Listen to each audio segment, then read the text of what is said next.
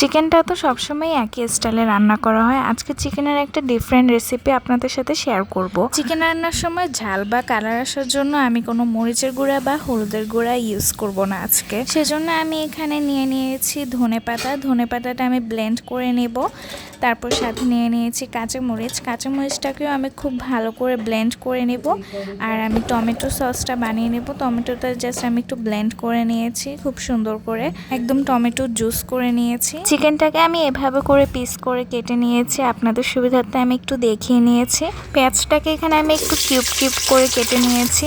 এখন দিয়ে নিয়েছি সব ধরনের গরম মশলা। পেঁয়াজটা হালকা একটু কুক হওয়ার পরে আমি ব্লেন্ড করে রাখা এখানে সবকিছু একে একে দিয়ে নিব। এখানে আমি বাটা মশলা আদা আর রসুনটা দিয়ে নিয়েছি, আপনারা আপনাদের পরিমাণ মতো দিয়ে নেবেন। ঝালের জন্য ব্লেন্ড করে রাখা কাঁচামরিচটা দিয়েছি। যেহেতু আমরা বাঙালি, আমরা একটু স্পাইসি পছন্দ করি, এখানে আমি একটু চিলি ফ্লেক্স আর ব্ল্যাক পেপার দিয়ে নিয়েছি। তারপর এগুলোকে আর একটু আমি ভেজে নেব সবগুলোকে। তারপর এখানে আমি চিকেনগুলো সব ঢেলে নিয়েছি। আমি এখানে কোনো ধরনের পানি এখনও দিইনি, চিকেন থেকেই আমনে সব পানি বের হয়ে যাবে, আপনারা দেখতেই পাবেন। এখন এখানে আমি সয়া সস আর সস ইউজ করছি। সসটা আমি এখানে চিলি সস ইউজ করছি, গ্রিন চিলি সস। আপনারা চাইলে এখানে টমেটো সসও ইউজ করতে পারেন, আপনাদের যার যার ইচ্ছা মতো সসও দিয়ে নিতে পারেন। এখানে আমি আবার টমেটো যেটা ব্লেন্ড করে নিয়েছি ওইটাও দিয়ে নিয়েছি। সাথে এখানে আমি লিকুইড মিল্কটা দিয়ে নিয়েছি।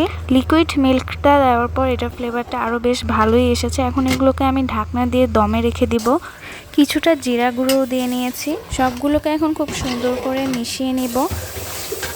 ব্লেন্ড করে রাখা ধনেপাতাটা এখন এটার উপর দিয়ে নিয়েছি। সাথে কিছুটা পরিমাণের এখানে ঘি দিয়েছি। সাথে এটার উপর আমি একটু পেঁয়াজ বেরেস্তাও অ্যাড করেছি। তো ফাইনালি রান্নাটা আমার একদম কমপ্লিট। গ্রেভিটা আমি বেশি ঘনও করিনি, পাতলাও করিনি। আপনাদের কাছে রেসিপিটা কেমন লেগেছে জানাতে কিন্তু ভুলবেন না। আল্লাহ হাফেজ।